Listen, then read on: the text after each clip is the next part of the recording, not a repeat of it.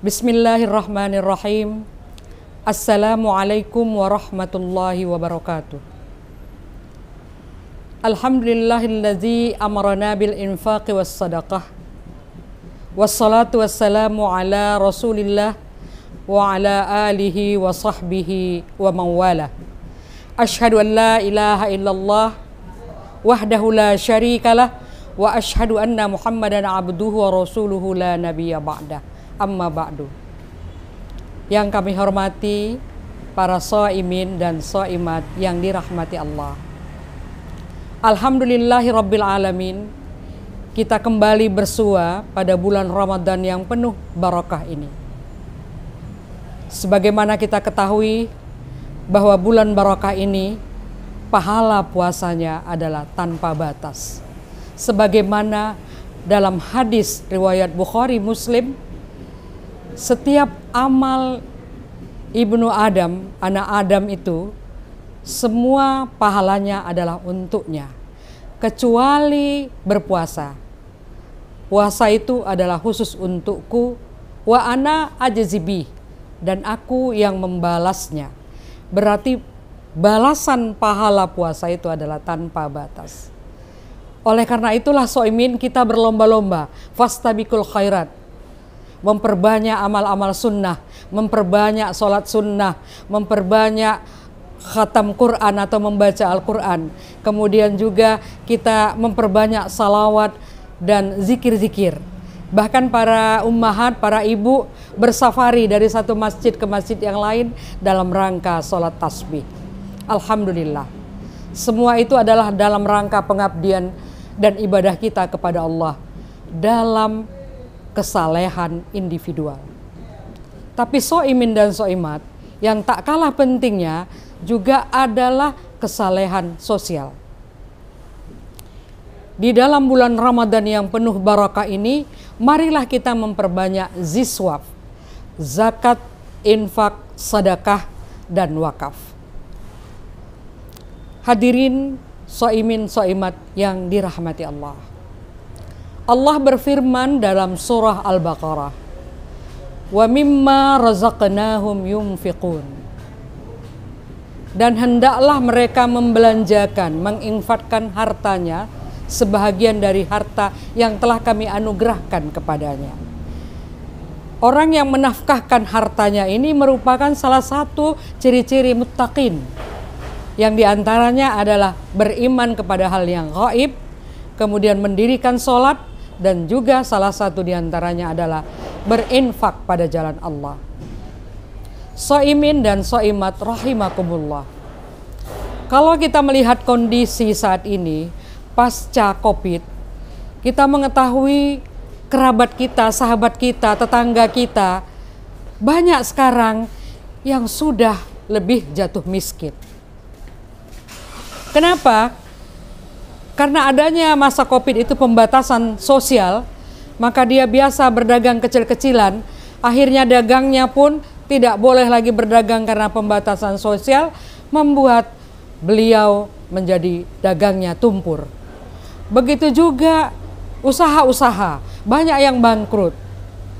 Oleh karena itu terjadilah PHK, terjadilah pengangguran. Belum lagi ada saudara kita yang terkena Covid, masuk virus Covid, maka adalah saudara kita yang menjadi anak yatim, yang menjadi anak piatu. Kondisi yang seperti ini membuat harus hati kita, terutama pada bulan Ramadan ini, untuk bulan berbagi kepada saudara-saudara kita.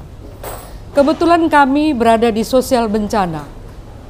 Pernahkah Bapak Ibu membayangkan sebuah keluarga 5 orang, ayah, ibu, dan 3 anaknya memakan telur 1 saja per hari.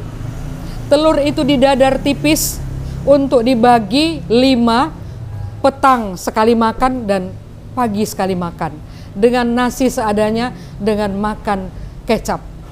Itu langsung kami dengar dari du'afa masakin yang ketika kami pergi ke pinggiran sungai. Bagaimana pula kalau ketika mereka terkena banjir dan sebagainya. Sungguh sangat memprihatinkan. Oleh karena itu kadangkala kita melihat para muzaki yang cerdas, Dia memberikan haulnya, masa hitungan zakat malnya itu adalah pada bulan Ramadan.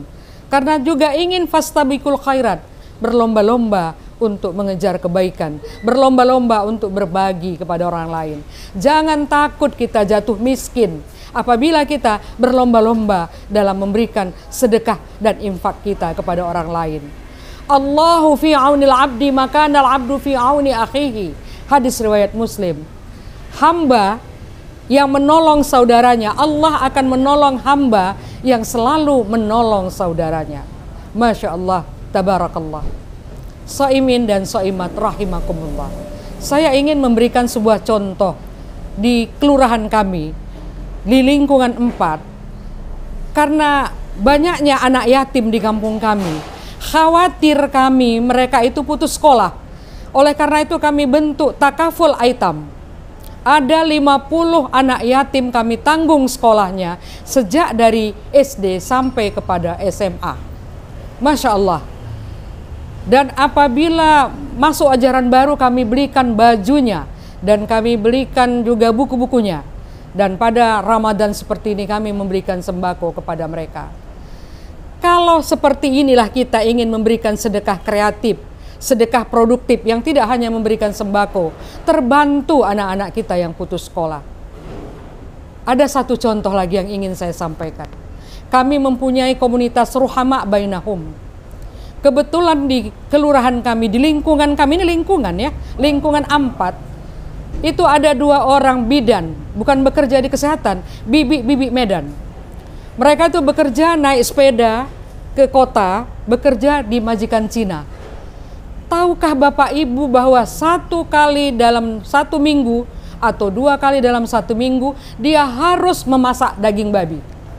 Maka dia harus mencucinya, dia harus memasaknya. Ketika disampaikan kepada majikannya, majikannya bilang, lu yang haram itu adalah makan babi, bukan memasak babi, bukan membersihkan babi. Lalu mereka berdua mengadu kepada kami. Kami tersentak dan tersentuh hati kami. Masya Allah. Untuk sementara tolonglah ibu membawa tanah dari rumah, sehingga ketika mau sholat zuhur dan sholat asar, ambillah tanah itu, menyamaklah 7 kali, salah satu diantaranya pakailah dengan tanah. Kemudian kami mengatakan, maukah kalian berdagang? Maulah Bu. Maka yang satu kami buat dia berdagang buah potong, yang satu lagi berdagang pecal dengan mie dan bakwan. Tidak besar biayanya. Kami hanya memberi setelan kecil pakai kaca, kemudian kami memberi modal untuk modal buah potongnya, dan sekarang beliau sudah mandiri. From maid to owner, from beggar to owner. Dari pembantu, maaf kata, jongos babu menjadi pemilik usaha. Dari pengemis menjadi usaha. Salah satu anak manusia silver itu sudah kami beri usahanya untuk membuat sol sepatu. Biayanya juga tidak mahal, tidak besar biayanya. Kami hanya membeli tali-tali, membeli benang-benang, kemudian membeli lem dan sebagainya, membuatkan kotaknya. Sekarang juga dia from beggar to owner. Dari seorang pengemis bisa menjadi pemilik usaha. Tidak harus Bapak Ibu usaha itu punya dagang, mempunyai pabrik yang luas. Tidak harus kita memberi dana segar miliaran. Dana kecil saja pun sudah mampu kita berikan. Bayangkan di kampung kami, di lingkungan kami yang hanya 3 atau 4 orang, kota Medan ini 21 kecamatan, 120 kelurahan, ditambah 2001 lingkungan. 5 saja kita per lingkungan, menjadikan orang pengemis menjadi owner, pengusaha. 5 per lingkungan ya, per lingkungan, seperti kami lingkungan 4. 2001 lingkungan sudah berapa itu? 2000 kali 5, coba kalikan berapa? Sudah banyak, ribuan. Pengemis kita entaskan, ayat Al-Quran sama kita, hadis sama kita, tetapi kita tidak mampu mengentaskan kemiskinan itu. Yang miskin semakin miskin. Kita tidak tergerak untuk memberikan bantuan kepada mereka. Padahal hadis Nabi sudah menyatakan was-sadaqatu burhanun, bahwa sedekah itu adalah bukti keimanan kita kepada Allah Subhanahu wa ta'ala. Marilah para soimin dan soimat, kami ketuk pintu hati kita semua untuk kita berbagi. Kita jadikan momentum Ramadan ini. Dan ingat, sebuah hadis menyatakan bahwa ada 2 malaikat yang akan mendoakan umatnya. Yang satu malaikat ini mendoakan orang yang selalu bersedekah, tolong tambahi rezekinya, ganti rezekinya. Dan satu orang malaikat lagi mengatakan kepada yang enggan untuk bersedekah, yang bakhil mengeluarkan hartanya, hancurkanlah hartanya itu. Na'udzubillahi min dzalik. Hadis riwayat Bukhari Muslim. Marilah para pemirsa, soimin dan soimat, saudaraku semua, marilah kita empati kepada saudara-saudara kita, kepada kerabat-kerabat kita, kepada tetangga-tetangga kita. Lihatlah di sekeliling kita, mungkin dia makan pun tidak bisa. Jangan sampai ada tetangga atau keluarga dan kerabat kita yang jadi pengemis di pinggir jalan. Marilah kita membantu mereka. Sebagaimana yang saya katakan di awal tadi, Allahu fi aunil abdi, maka nal abdu fi auni akhihi. Allah akan menolong hambanya, akan menolong kita, mungkin menolong anak kita yang sedang menyelesaikan tesisnya, mungkin menolong anak kita yang akan mendapatkan pekerjaannya, mungkin Allah akan menolong anak kita yang akan mendapatkan jodohnya. Karena apa? Karena kita berbakti dan menolong saudara kita. Demikianlah yang dapat saya sampaikan. Wallahu fi aunil abdi, maka nal abdu fi auni akhihi, fastabiqul khairat, wabillahi taufiq wal hidayah. Assalamualaikum warahmatullahi wabarakatuh.